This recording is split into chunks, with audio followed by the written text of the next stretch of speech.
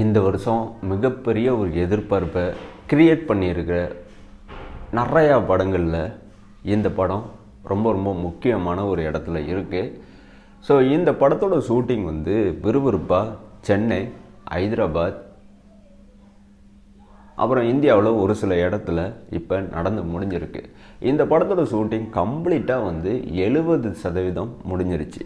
இந்த விஷயத்தை வந்து ரஜினி சாரே ரீசெண்டாக ஏர்போர்ட்டில் பத்திரிகையாளரை சந்திக்கிறப்ப சொல்லியிருந்தார். இது மட்டும் சொல்லலை, இந்த படத்தோட ஷூட்டிங் அடுத்த கட்டமாக தாய்லாந்தில் நடக்க போகுது.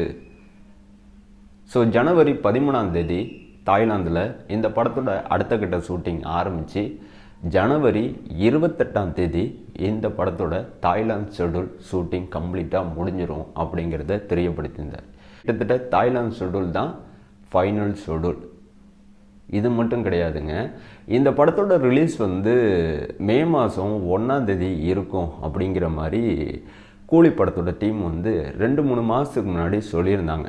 பட் அதன்படி தான் படத்தோட வேலைகளும் நடந்துக்கிட்டு இருக்கு அப்படிங்கிற மாதிரி நான் பர்சனலாக நினச்சேன். ஆனால் இப்போ கிடைச்ச ஒரு தகவல் என்னென்னா, இந்த படத்தோட ஷூட்டிங் வந்து இன்னும் இருக்கிறதுனால படத்தோட போஸ்ட் ப்ரொடக்ஷன் ஒர்க்கில் லோகேஷ் கனகராஜ் கவனம் செலுத்த போகிறாரு. அதனால் கொஞ்சம் காலதாமதம் ஏற்படும் போஸ்ட் ப்ரொடக்ஷன் ஒர்க்கு முடிகிறதுக்கு. ஸோ அதன்படி பார்க்குறப்ப மே 1 இந்த படத்தோட ரிலீஸ் இருக்க போகிறதில்லைன்னு இப்போ தகவல் கிடச்சிருக்குங்க. அப்போ எந்த டேட்டில் தான் கூலி படத்தை சன் பிக்சர் ரிலீஸ் செய்ய போகிறாங்க? ஏன்னா மே 1 இல்லைன்னா அப்போ ஜூன் ஜூலைலையா,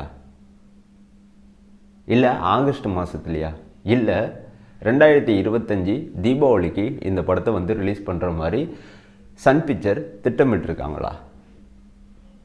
ஸோ கிட்டத்தட்ட சன் பிக்சர் தயாரிப்பில் இந்த படம் மிகப்பெரிய ஒரு பொருட்செலவில் ரெடி ஆகிட்டுருக்கு. ஸோ இந்த படம் ப்ராப்பரான ஒரு பேன் இந்தியா படம். ஸோ இந்த படத்தில் அமீர் கான் வந்து கெஸ்ட் ரோல் பண்ணியிருக்காரு. ஸோ இந்த கெஸ்ட் ரோல் கிட்டத்தட்ட வந்து எப்படி இருக்குன்னா, விக்ரம் படத்தில் சூர்யா இவங்களோட ரோலஸ் கேரக்டர் எப்படி இருந்துச்சு அது மாதிரி அப்படியே இருக்கும் அப்படின்னு வந்து சொல்லப்படுது. ஸோ நாகார்ஜுனா இந்த படத்தில் ரொம்ப ரொம்ப நெகட்டிவான ஒரு ரோலில் நடிச்சிருக்காங்க. கிறிஸ்டல் கிளியரான நெகட்டிவான ரோல். சத்யராஜ் முக்கியமான கேரக்டரில் வரப்போகிறாரு. ஸ்ருதிகாசன் இந்த படத்தில் முக்கியமான ரோல் பண்ணுறாங்க.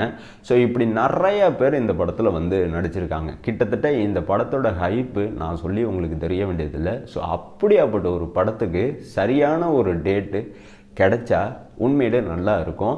ஆனால் சன் பிக்சர் இவங்க இப்போ எடுத்திருக்க முடிவு என்னன்னா, எனக்கே செம சர்ப்ரைஸாக தான் இருக்குது.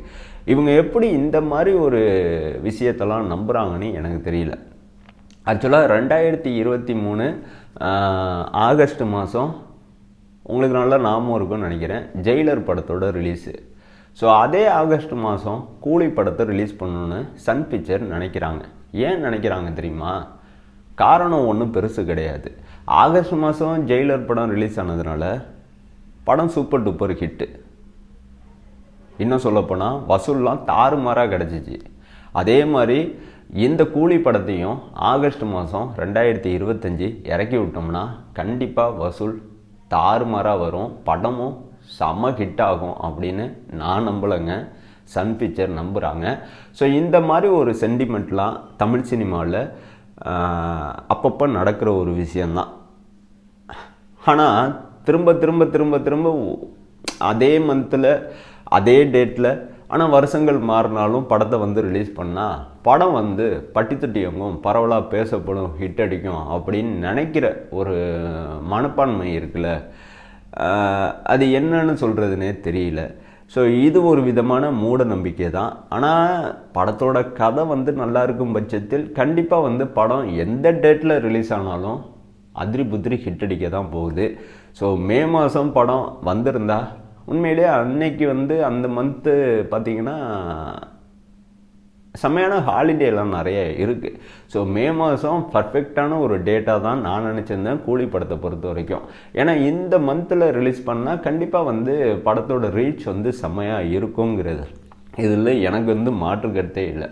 பட் ஆனால் வந்து ஆகஸ்ட் மாதம் இப்போ வந்து இந்த படத்தை வந்து ரிலீஸ் பண்ண போகிறாங்க அப்படிங்கிற ஒரு அனௌன்ஸ்மெண்ட் இப்போ வந்து நமக்கு வந்து வரப்போகுது. ஸோ இந்த அனௌன்ஸ்மெண்ட் பார்த்திங்கன்னா ஒரு கிளம்ஸ் வீடியோட வரப்போகுது. ஸோ எந்த டேட்டில் இந்த படத்தை வந்து ரிலீஸ் பண்ண போகிறாங்கன்னா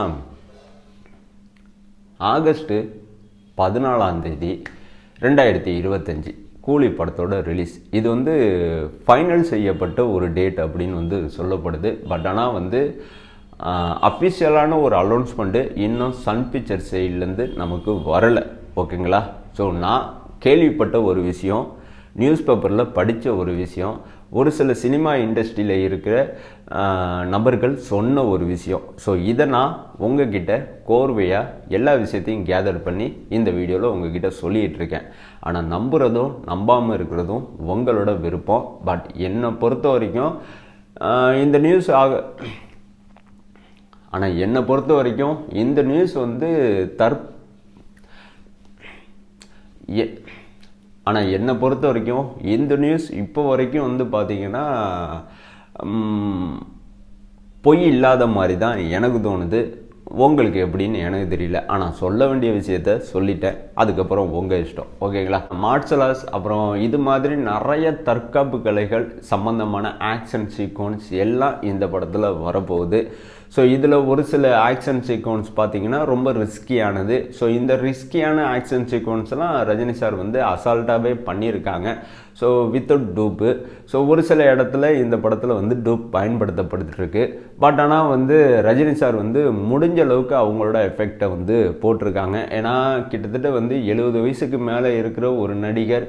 ஸோ அப்படியாப்பட்ட ஒரு ஏஜில் உள்ள ஒரு மனுஷன் வந்து எந்த அளவுக்கு ஒரு படத்தில் வேலை செய்ய முடியுமோ அந்த வேலையை தான் இந்த படத்தில் வந்து பண்ணியிருக்காங்க. ஸோ இவங்களோட கடின உழைப்பு இந்த படம் வெளியில் வந்ததுக்கப்புறம் கண்டிப்பாக பேசப்படுங்கிறதுல மாற்று கருத்தே இல்லை.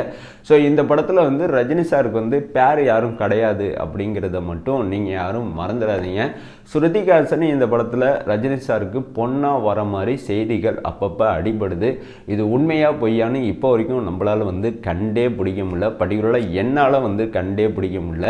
பட் ஆனால் வந்து ஸ்ருதிஹாசன் கேரக்டர் வந்து ரொம்ப கிறிஸ்டல் கிளியரான ஒரு தனித்துவமான ஒரு கேரக்டராக தான் இருக்கும் இந்த படத்தை பொறுத்த வரைக்கும். ஏன்னா ரஜினி சார் கூட ஸ்ருதிஹாசன் நடிக்கிறது இவங்களுக்கு ரொம்ப நாள் ஆசை. அந்த ஆசை இந்த படத்தின் மூலமாக நிறைவேறுது. ஸோ இப்படி எல்லாருக்குமே இந்த படத்தில் தனித்துவமான ஒரு கேரக்டர் லோகேஷ் கனகராஜ் கிரியேட் பண்ணி கொடுத்துருக்காரு. பட் பெருசாக பேசப்பட போகிறது என்னமோ வந்து நாகார்ஜுனா கேரக்டரும், அப்புறம் வந்து உபேந்திரா கேரக்டரு, அப்புறம் வந்து ரஜினி சார் கேரக்டரு, அப்புறம் வந்து ஸ்ருதிஹாசன் கேரக்டரு, ஸோ அப்புறம் சத்யராஜ் கேரக்டர். இந்த கேரக்டர்லாம் வந்து பெருசாக பேசப்படும்.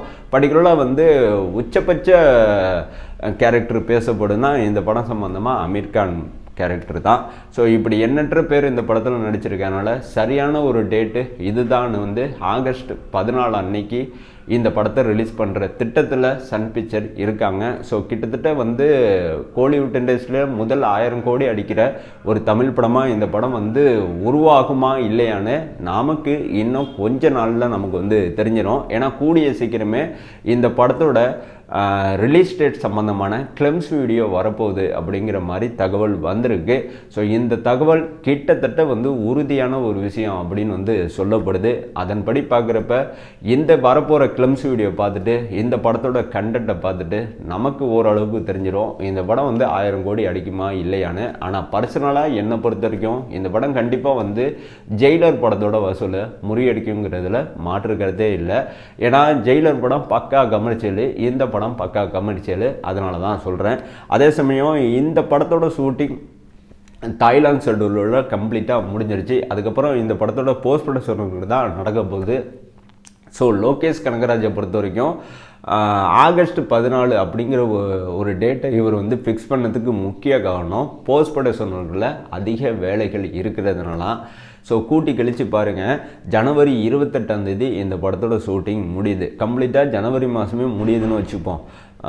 பிப்ரவரி, மார்ச், ஏப்ரல், மே, ஜூன், ஜூலை. ஸோ கிட்டத்தட்ட 5-6 மாதத்துக்கு மேலே போஸ்ட் ப்ரொடக்ஷன் ஒர்க்கில் லோகேஷ் கனகராஜ் கவனம் செலுத்த போகிறாரு. ஸோ கம்ப்ளீட்டாக ஒரு டைரக்டரோட விஷன் பார்த்தீங்கன்னா எடிட்டிங் டேபிள்லையும் போஸ்ட் ப்ரொடக்ஷன் ஒர்க்லாம் வெளியில் கொண்டு வர முடியும், மெருகேற்ற முடியும். ஸோ அழுத்தம் எதுவும் இல்லாமல் அவர் பாட்டு அவர் இஷ்டத்துக்கு அவர் என்ன விஷன் நினைக்கிறாரோ அந்த விஷனை அப்படியே கொண்டு வர முயற்சி பண்ணுறாரு. சன் பிக்சரை பொறுத்த வரைக்கும் லோகேஷ் கனகராஜை இப்போ வரைக்கும் தொந்தரவு பண்ணவே இல்லை. ஸோ தரமான ஒரு படத்தை கொடுக்கணுங்கிறதுல லோகேஷ் கனகராஜ் உறுதியாக இருக்கார். ஸோ அவரோட அந்த உறுதிக்கு ஒத்துழைப்பு அளிக்கிற விதமாக சன் பிக்சரும் கூட இருக்காங்க. ஸோ என்னை பொறுத்த வரைக்கும் கூலி படம் தரமான ஒரு சம்பவத்தை பண்ணுங்கிறதுல மாற்று கருத்தே இல்லை. படம் ரிலீஸு ஆகஸ்ட் 14 கூடிய சீக்கிரமே அஃபிஷியலான ஒரு அனௌன்ஸ்மெண்ட் வரப்போகுதுங்க. That is the matter.